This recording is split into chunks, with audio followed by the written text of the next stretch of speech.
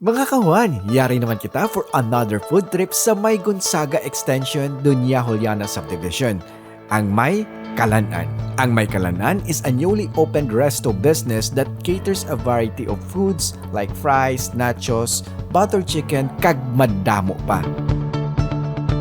So mga ka-Juan, sa diri sa Mykahlan-an, we serve duwa ka klase na nacho fries. Ang isa is the cheese sauce, and isa naman cheese sauce with buffalo sauce.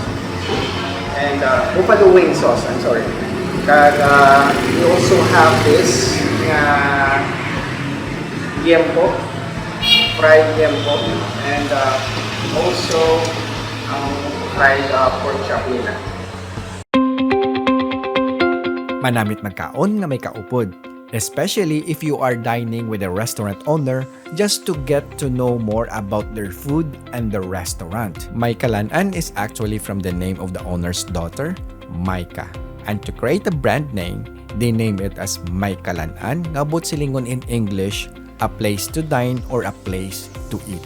Isa sa mga paborito ko nga ginahanda nila is the buttered chicken with their secret sauce.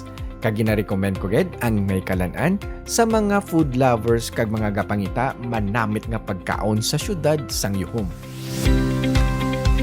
In promoting small business like Mykahlan-an contributes to local economies by bringing growth and innovation to the community in which the business is established. Gani mga ka-Juan, ano pang ginahulat ninyo? Katuan, bisitahan kag tilawan ang manamit nga pagkaon sa Mykahlan-an.